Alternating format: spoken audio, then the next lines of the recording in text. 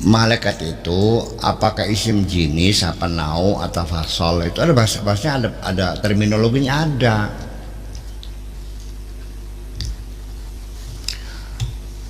Wahai manusia, ini manusia kan ini, ketahuilah atau salah, wahai santri-santriku, santri kan semua kan, iya, besok diharapkan hadir undangan saya akan ulang tahun. Saya berkata kepada siapa nih? Kepada santri. Kecuali Haji Mustafa, dia nggak bisa hadir. Artinya apa? Salah nggak itu? Haji Mustafa santri bukan? Berarti boleh nggak begitu? Jadi Haji Mustafa itu adalah di bawah santri, kan gitu. Paham nggak?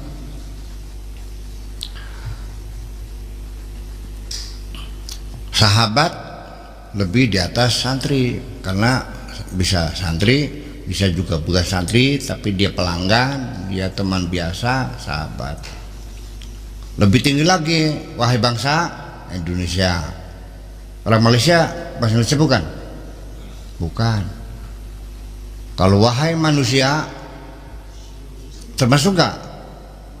Nah itu begitu logikanya.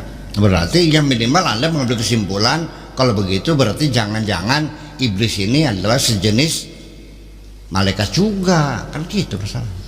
Betul nggak? Iya kan? Don?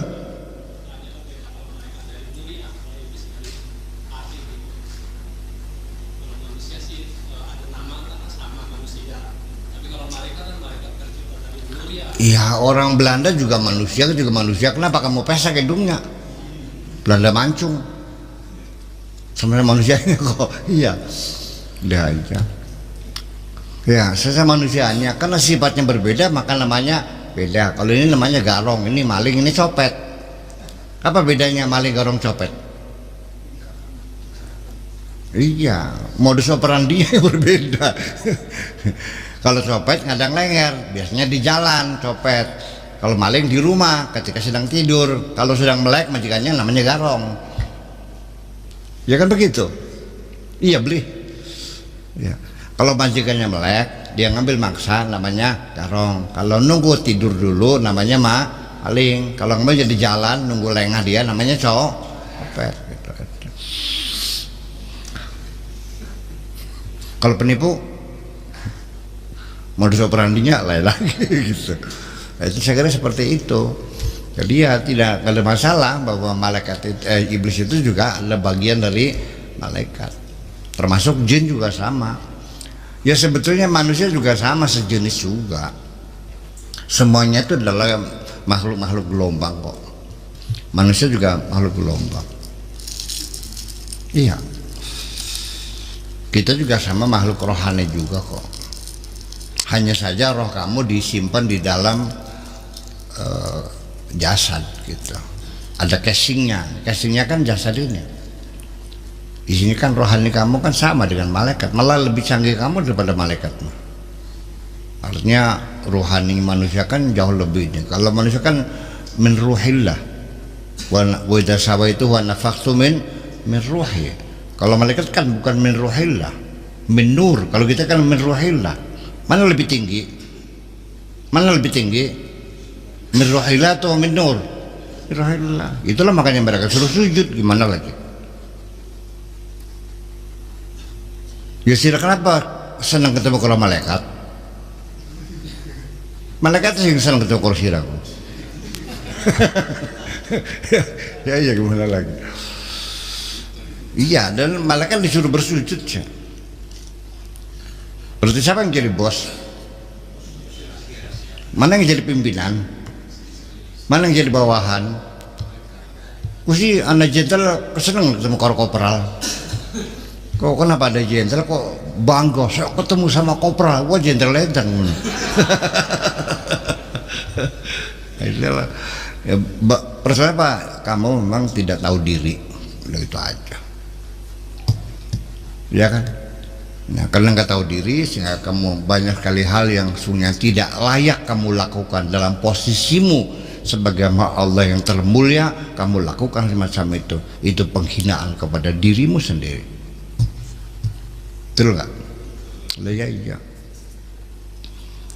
Dengan statusmu sebagai tokoh masyarakat yang dihormati, ngapain minum kopi di cangkingan di tempat warung-warung remang? Itu kan menghinakan dirimu sendiri. Ya, orang lain mah namanya paradigma orang terhadap kita itu kan depend on, tergantung pada kita.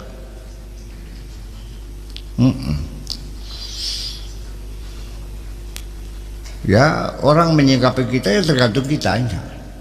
Kalau kita yang tidak tahu diri, ya orang menyikapinya sesuai dengan perilaku kita. Betul nggak begitu tuh? Iya. Jadi pada akhirnya mah ya orang menghormati tergantung bagaimana harga tawar kita. Betul nggak? Lo harga tawarnya berapa sih? Gitu. Hitung aja gitu. Nah itulah. Jadi kembali lagi pada akhirnya mah ketika iblis itu tidak mau bersujud, itu karena dasarnya memang tidak tahu, tidak paham hakikat sebenarnya manusia itu apa sebetulnya. Ya karena mereka baru melihat luarannya aja. Nah sekarang saya masukkan berlian di dalam telepong. Ada yang mau beli? Nggak bakal ada. Dikasih juga nggak mau kok. Ngapain? Tapi kalau yang tahu, nah ketika itu memang semuanya tidak tahu. Baik malaikat, baik iblis, semua makhluk Allah tidak tahu siapa Adam itu sesungguhnya. Jadi yang menolak itu bukan iblis saja, semua juga menolak kok. Itu mah cerita selanjutnya. Awalnya pada menolak semua. Setelah dibuktikan potensi yang dimiliki Adam, baru malaikat sadar, oh iya betul fasa jadu. Iblis tidak mau. Karena iblis tidak mau mengakui kelebihan Adam itu aja. Jadi Anda sudah loncat tuh cerita tuh. Orang kadang-kadang ceritanya udah loncat. Iya kan? Malaikat menyangkal enggak? Awalnya nyangkal juga, ngapain? Enggak, ya, keberatan ngapain? Ya, malaikat juga sama, merasa lebih baik dari Adam juga. Tapi kan disampaikan dengan komunikasinya bagus gitu kan. Iya, nggak vulgar kayak iblis kan gitu. Ya, malaikat santun banget tuh. Atau ja'alu fiha ma yufsidu fiha wa yasfiku dima wa nahnu nusabbihu bihamdi. Kalau ngapain ngerusak berantem lulu, apa nggak cukup kita aja. Itu kan satu penyangkalan juga sebetulnya isinya mah. Dan kalau kita urut secara psikologis, ya di dalam diri malaikat ada perasaan lebih baik dari Adam karena dia bertasbih. Adam merusak, ya kan? Tetapi kan ketika dibuktikan Adam itu dikasih pengetahuan dan unggul, akhirnya malaikat menerima enggak? Terima, karena malaikat baik, makhluk yang baik. Dia mengapresiasi, oh ya Adam hebat ya. Itu. Iblis enggak mau. Makanya Anda jangan mengira iblis itu di sana. Di sini juga banyak iblis kok. Siapapun yang tidak mau mengakui kelebihan orang lain adalah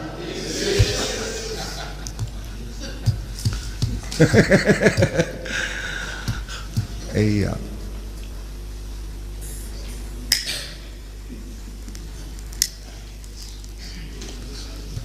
Itu kira-kira. Ya sekarang begini. Memang jiwa orang berbeda ya. Orang kalau ada rasa sombong dalam dirinya, sulit melakukan apresiasi terhadap kebaikan orang lain. sulit untuk mengakui kebaikan orang lain, sulit untuk menghargai jasa orang lain, selalu menyepelekan. Kalau kamu sudah punya sikap begitu, cobalah introspeksi, jangan-jangan Anda sudah mengidap penyakit iblis itu. Iya. Dan karena itulah karena kesombongan iblis itulah maka iblis disebut kafir. Aba wastakbara wa kana minal kafirin. Aba menolak, iblis menolak sujud. Wastakbara, yang menjadi sebab dia tidak mau sujud adalah karena kesombongan dia. Karena dia sombong, wa kana minal kafirin, maka dia diberi julukan sebagai makhluk yang kafir. Jadi siapapun yang berjiwanya sombong ya layak untuk disebut kafir.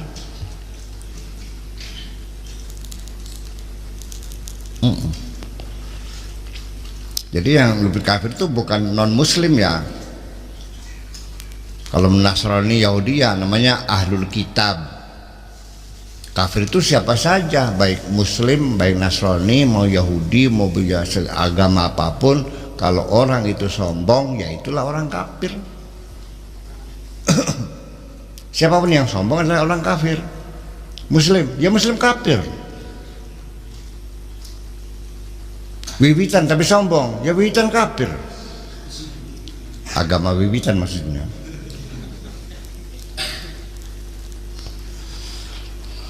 Ya kan gitu. Jadi ya banyak pelajaran yang kita ini. Ya sebetulnya gini, psikologis sekali. Malaikat kan melihat, ditanya oleh Allah, ini apa? Enggak tahu. Ini apa? Enggak tahu. Ini apa? Enggak tahu. Kalau subhanaka la ilma lana illa ma alam ya enggak tahu. Alam aku lakum inni a'lamu ma la ta'lamun. Sudah ku bilang dari dulu juga kamu ini goblok.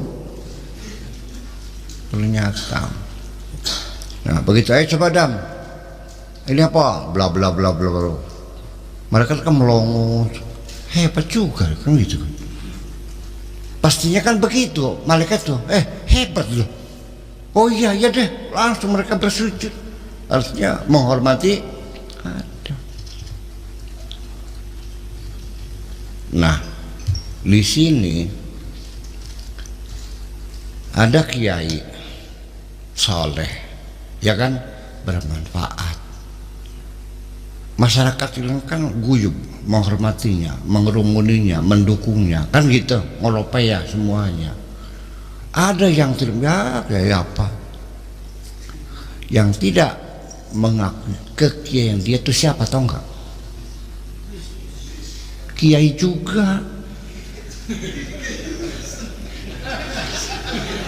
Gus paham? Ya iya, karena ngerasa sepantar. Ya kalau bermodal kita kontrakan ya. Jadi itu artinya yang menyebabkan iblis itu tetap berkeras dengan kesombongannya karena dia tetap merasa lebih baik dari ada. Apa yang menyebabkan yang diandalkan itu asal usul tuh, makanya ana khairum minhu khalaqtani min narin wa khalaqtahu min tin. Tetap aku lebih baik ya, biar dia pintar apapun. Nah dia kan bukan darah biru, saya kan darah biru. Sok ngacung yang darahnya biru. Lah ketika orang itu merasa darahnya biru, ketika dilamar oleh yang darahnya merah, yang nggak dikasih. Masa agar dikawinkan kalau golongan kepet ke sira. Cerita Al-Quran itu cerita yang realita sehari-hari kita hadapi. Kalau kamu pandai mengejawantahkannya mah, itu adalah perlakuan kita semuanya di sini. Dan dialog Adam dengan malaikat dengan iblis dengan Tuhan, itu adalah dialog yang terjadi sampai saat ini di dalam diri kita. Itu mah dialog teatris saja sebetulnya mah. Iya, saya nggak terbayang Tuhan sebelah sana, Adam duduk sebelah sana, malaikat sebelah sini, terus saling tunjuk menunjuk. Itu saya kan nggak begitu kok. Itu hanya dialog teatris saja. Dan itu juga terjadi dalam diri kita. Pertempuran itu, dialog itu terus berlanjut dalam diri kita. Nah, ketika tidak putus-putus persoalannya, itulah yang menyebabkan kita nggak bisa tidur. Betul nggak? Ketika kita tidak bisa mengambilkan keputusan yang pasti, melangkah atau tidak, ya kan, maju atau enggak. Nah itu akhirnya kan, ya kan, maju kaki kanan, mundur kaki kiri, maju kaki kiri, mundur kaki kanan. Namanya berjalan di paham? Iya. Oh, ngocolok sudah berbulan-bulan. Wah ya nyelinguk, wiwitan asem masih yang gurih. Udah berbulan-bulan dia berjalan atau satu dua, begitu nengok ke belakang pohon asemnya masih ada di belakang, berarti berjalan di tempat, melelahkan sekali. Itu jadi ya persoalannya orang boleh meragukan kapasitas seseorang, sah saja, ya kan gitu. Tetapi ketika terbukti memang dia punya kelebihan, ya segera akui dong. Kalau kamu tetap bertahan tidak mengakuinya, ya itulah namanya kesombongan. Sekarang saya mau bertanya, di abad modern ini, di abad ke-20, abad milenial ini, ada seseorang yang mampu membuktikan rekonsiliasi nasional yang sukses gemilang, yaitu namanya Nelson Mandela. Di negara Afrika Utara, bekas negara apartheid, di mana masyarakat hitam dan putih dibelah menjadi dua. Dan Nelson Mandela yang berjuang anti apartheid dijebloskan penjara sampai 20 tahun. Oke? Setelah dia bebas dan terpilih jadi presiden, tidak ada dendam sesama, selesai semuanya, saling memaafkan. Kita satu bangsa, namanya Afrika Selatan. Damai kan? Kamu menghargai enggak? Enggak ada yang bercerita kok. Kenapa? Kader gawang Kristen. Situ persoalan. Kader gawang neraka. Kenapa? Di alam dunia nggak ada urusan agama apapun. Kalau orang itu hebat, ya hargailah. Itu aja kok. Kalau gitu sombong loh kamu. Saya nggak yakin Allah mengajarkan kamu sombong. Yang Allah menghukum orang sombong, masa Allah memanjakan orang sombong? Dari mana muncul kesombongan itu? Ya itu saya nggak tahu. Kenapa jadi begitu? Pelajaran kesombongan iblis sampai terusir dari sorga itu cukup pelajaran yang jelas gamblang, tidak perlu diragukan lagi. Dan sekarang kamu mempraktekkan tidak menghormati kebanyakan orang karena beda agama, beda suku, beda ras, ya kan?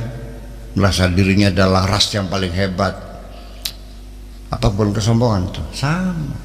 Siapapun yang berlogika seperti iblis karena merasa aku dibikin dari api, Adam dibikin dari tanah, maka aku lebih hebat, itu kan logika seperti itu berlaku. Saya kan anaknya kiai, kakek saya kan kiai, saya kan darah biru, itu kan tukang macul turunannya. Ada nggak perasaan begitu? Ada nggak perasaan begitu? Asal usul turunan. Udah, sejak kapan Anda bangga dengan turunan? Kamu mau nyebut nenek moyang tuh sing aos-aos bae sudah mah, yang hebat-hebat aja. Begitu ada kakek kamu jadi garong nggak disebut oleh kamu, dilewat. Betul nggak? Saya nggak yakin bapaknya mulus, enggak, kau pasti ada yang leweng tuh ada. Nah, tapi dilewatkan gitu. Ya, nggak jujur kan? Ya udahlah, makanya sama darah saya merah kok. Iya, ya kan gitu, makanya itu jadi logika iblis itu dipakai. Ana khairum minhu khalaqtani min narin wa khalaqtahu min tin. Asalnya aku dibikin dari api, Adam dibikin dari tanah. Berarti kan asal usul. Ketika asal usul membuat kesombongan, berarti kamu telah melangkah di jalan punten gini mah. Ya cocok mangga beli-beli apa. Ini kan sekedar pendapat aja. Yang di hadisnya nggak ada sih, apanya nggak ada mengatakan bahwa asal usul merasa bangga. Atau juga alumni sama, ini tamatan UI, ini UGM, ini ITB, ini Undip, ini Brawijaya, kan bangga-banggaan sama juga kan? Betul nggak? Ini Pondok Lirboyo, ini Kediri, ini Cadang Pinggan gitu. Ya, makanya untuk santri Cadang Pinggan nggak usah minder lah. Ayo gulat ya ayo. Iya dong, nggak usah minder kok, belum tentu. Ya Allah ngasih ilmu kepada siapapun, kepada yang Allah sukai, silakan saja. Wallahu yakhtassu bi rahmatihi may yasha. Allah memberikan rahmatnya kepada siapapun yang dikehendakinya, yang perlu. Nah, ketika di dalam diri Anda muncul kesombongan, itu mereduksi kecerdasan yang kamu miliki. Kesombonganmu akan mengurangi kecerdasanmu, tidak bisa dihindari. Iya. Iya. Ketika memori kamu padat dengan kenangan-kenangan yang menyakitkan, akan membengkak, menyebabkan emosi kamu menjadi menggelembung pengaruhnya, dan otak kamu menjadi kecil, lalunya off logikanya. Ya, makanya kesenggol aja marah, jadi temperamen orangnya. Itu begitu. Orang juga ketika merasa begini, merasa sombong, kecerdasannya juga menurun. Pengen dibuktikan? Oke. Argumentasi yang dibangun oleh iblis, aku lebih baik dari Adam karena aku dibuat dari api, Adam dari tanah. Sesungguhnya tanah dengan api itu yang bagus mana? Jadi iblis cerdas enggak? Enggak. Kenapa jadi goblok? Ya karena sombong. Kamu juga kalau sombong jadi goblok, percaya deh. Saya aja kalau main catur, kalau sudah kepepet kalah nih, pakai strategi, sengaja ngupil. Terus bidaknya saya pegang-pegang, dia marah. Nah, ketika dia marah, udah belang saya, dia nggak mikir sudah. Bulit kan? Ya itu sudah boleh aja. Nanti dipindahin lagi, katanya nggak jadi lagi kan gitu. Bikin ulang kira-kira dia marah gitu. Jadi masih udah pasti kalah dia. Ya karena dia mau orang lagi marah tuh nggak bisa berpikir lama lah. Iya. Nggak bisa berpikir lama itu. Jadi kita juga ada, itulah makanya. Nah, wilayah ini yang dimainkan oleh iblis itu sesungguhnya. Iya. Percaya nggak? Wilayah ini yang dimainkan oleh iblis itu. Jadi ya artinya selama ini kamu hanya dikasih informasi yang global saja tentang iblis menggoda. Tapi bagaimana taktik dan strategi iblis menggoda kita? Kamu tidak pernah kan mengirim spionase kan ke wilayah iblis kan untuk menghitung kekuatan, enggak kan? Enggak tahu kan? Ya pantesan kalah baik. Makanya kalah terus. Ya kamu yang nggak tahu kekuatan musuh gimana? Orang bertempur itu kita harus bisa mengamati kekuatan musuh. Tank bajanya berapa, infanterinya berapa, pesawat terbangnya berapa, kan gitu, meriamnya berapa, dihitung semuanya. Nah kalau memang kita kuat, maju serang. Itu makanya peperangan akan terjadi ketika kedua belah pihak merasa kuat saja. Kalau yang satu kalah, Ya mencari jalan damai, perundingan, negosiasi, jalur diplomatik, paham nggak? Iya. Nah, tetapi dalam dengan iblis jangan menggunakan jalur damai diplomatik, nggak ada perundingan nih. Iya. Fattakhiduhu aduwa inna syaitana lakum aduwwum mubin. Jadi kita adu strategi bukan berunding. Iya. Nah, adanya gimana? Makanya ketika kita disuruh melawan iblis itu artinya bukan suruh perang dengan iblis. Salah paham kamu. Dia yang lihat kamu, kamu yang lihat iblis. Dia nampar. Nah, balasnya gimana? Ya, jadi maksudnya lawanlah iblis. Ya, bila adalah musuh kamu, itu artinya bukan suruh bulat, artinya suruh kembali meminta perlindungan kepada Allah. Gitu. Angkat temen ngomong bolak-balik. Ini kita mencoba menggali kekayaan di dalam Al-Quran, petunjuknya itu kita urai sekali lagi, karena bagaimanapun ya sudah kita maklumi pada zaman dahulu kala, pada abad keempat, abad ketiga, abad kedua Hijriah itu ya mungkin pengetahuan masih sederhana, hanya sekedar mengurai kata-kata, ya kedelah kan gitu. Kita kan ilmu kita kan sudah terus semakin bertambah.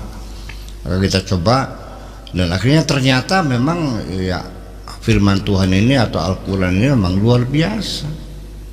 Setiap saat kita selalu mengungkap sesuatu yang baru, yang belum pernah tersentuh oleh mereka. Nah, tetapi ya sampai sekarang pun mereka yang tidak pernah menyentuh mutiara berlian yang berserakan di selipan-selipan Al-Quran itu ya sebabnya karena fokus kamunya hanya ngorek-ngorek halal dan haram saja. Betul nggak? Jadi lewat. Padahal ini mutiara-mutiara ini sebagai guide of life dalam kehidupan. Kalau haram halal memang harus dipelajari, udah jelas semua kok. Betul nggak? Haram dan halal itu sudah jelas semua, nggak usah dicari-cari. Yang dicari yang ini, yang berlian ini bisa menjadi bekal kehidupan. Paham atau enggak? Ini sih bukan sombong, tapi Allah yang ngomong. Al halalu wal haramu. Masih kurang paham juga. Iya kan gitu. Ya. Jadi artinya bahwa banyak sekali ayat-ayat yang sejarah, ayat kauniyah, ayat sosiologi, ayat kosmologi di Al-Quran yang belum tersentuh kok, belum tersentuh. Iya, ya wusbah kan kah? Wusbah yang udah, iya kan? Nah, makanya ya seperti orang kita cerita terakhir, seperti kan saya mempertanyakan Nabi Musa belajar Nabi Khidir, mata pelajarannya anak kecil tanpa dosa dibunuh, kan gak masuk akal. Makanya kan menjerit-jerit Nabi Musa, lah salahnya apa? Lah dibunuh mana? Laqad ji'ta syai'an nukra, ini kriminal, ini jahat kamu nih, lah kan gitu. Ya sekarang kalau saya tanya sendiri juga sama kamu, saya tanya deh, apa sih pelajaran itu keuntungannya untuk kita? Implementasinya bagaimana? Ada anak kecil dibunuh, dasarnya hanya prediksi. Nanti besoknya bakal menjadi jahat, menyiksa orang tuanya, ya gue bunuh aja. Itu pelajaran. Ngaco kamu mah. Sok nanya sama ahli hukum seluruh dunia, bisa enggak ketika kita menduga anak ini besoknya jadi pencuri, sebelum dia mencuri dipotong aja tangannya dulu, boleh nggak secara hukum begitu? Sih gimana? Ya kan? Ya iya. Itu nggak pernah diungkap, nggak pernah diungkap. Ya udah aja. Paling-paling ya, oh ini ilmu hakikat, Ini ilmu syariat ngaco kamu. Kapal punya orang dibolongin. Ya kalau saya jadi polisi dan ada Nabi Khidir ngebolongin kapal orang, tak tangkap sama saya. Nggak ada urusan. Saya Khidir nggak ada urusan. Disuruh Allah, saya nggak mau tahu, pokoknya kamu buat jahat, gitu aja. Jadi Nabi Musa tidak saya salahkan dalam hal ini. Ya, dia nggak tahan, masa secara syariat mau kapalnya orang kan dibolongin, fakharaqaha, iya. Apakah kamu ingin litughriqa ahlaha, mau suruh tenggelam orangnya gitu kan gitu. Qatalta nafsan bighairi nafsin, nafsan zakiyah bighairi nafsin. Orang nggak ada salahnya apa? Ya nantinya bakal jadi anak jahat. Lah, ya secara hukum nggak bisa baru dugaan.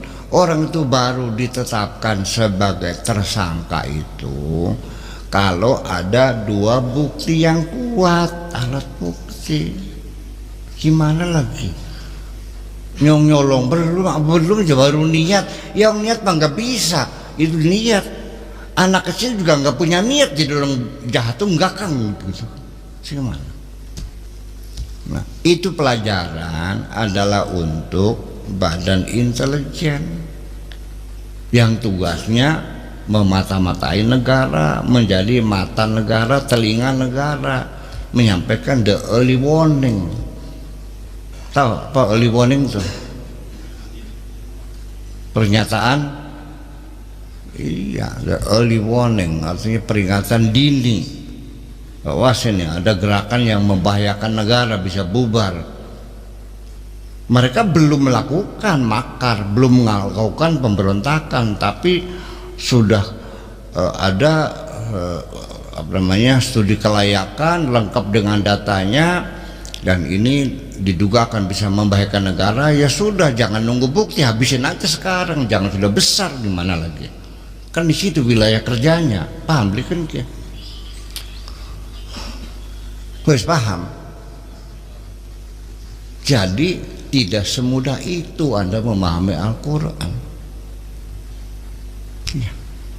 Dan ilmu pengetahuan terus bertambah, membantu kita untuk memahami firman Tuhan. Dan jangan pernah mengatakan bahwa karya orang terdahulu dijamin benar. Siapa yang menjamin? Itu mah hanya sopan santun aja lah, boleh sopan santun mah, menghormati pendahulu kita boleh ya. Iyalah gitu. Tapi ya secara jujur ya enggak juga dong. Namanya karya manusia tidak pernah ada yang sempurna, itu ingat baik-baik.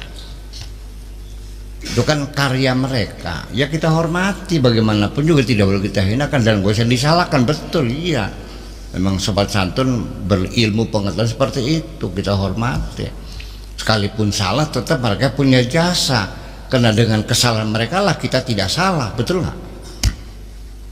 Kalau mereka tidak salah, ya mungkin kita salah juga.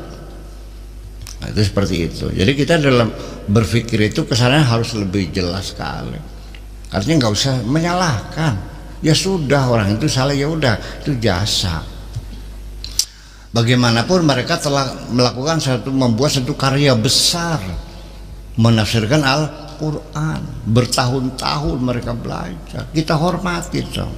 Kesalahannya adalah sebagai realita, tidak bisa kita katakan mereka bodoh. Tidak, mereka berjasa. Ini disiplin ilmu itu begitu dong.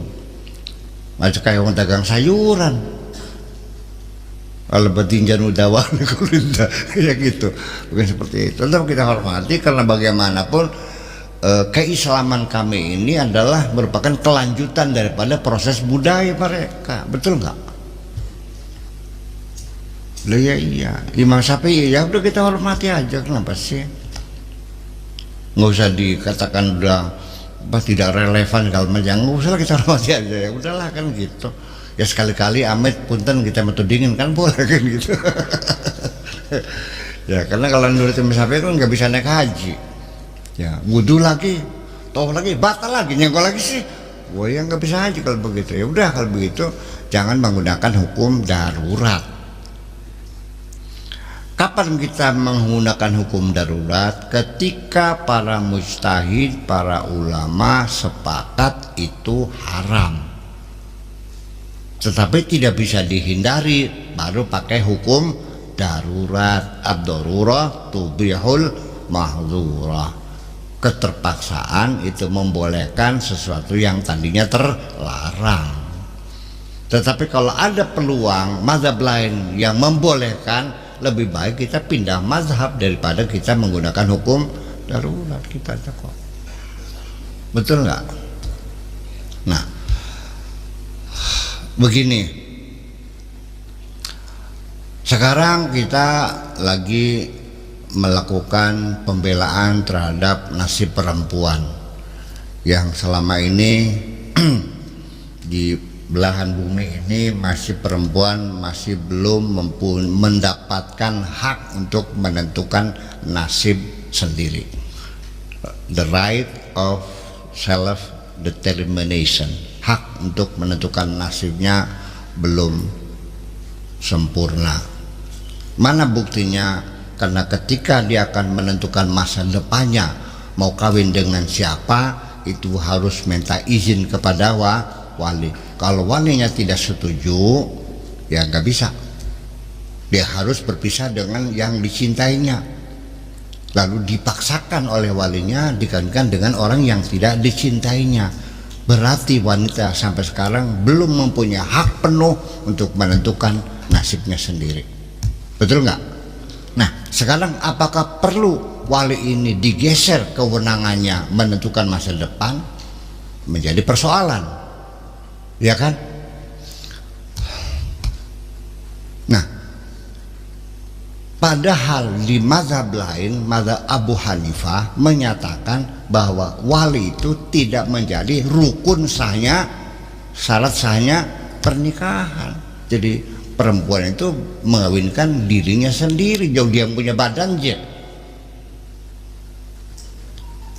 Wali itu diperlukan mazhab Abu Hanifah ketika yang dikawinkan itu cacat mental, ya kan gitu, buta atau tuli atau gila, maka perlu wali. Kalau sempurna, apalagi perempuannya sudah sarjana, ya kan gitu. Jadi daripada kita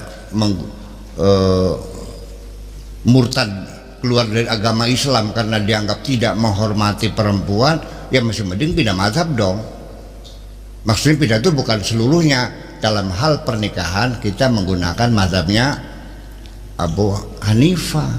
Seperti kita waktu tawaf menggunakan mazhabnya Imam Maliki, kan begitu, bisa nggak? Rasa kesalahan. Paham, iya.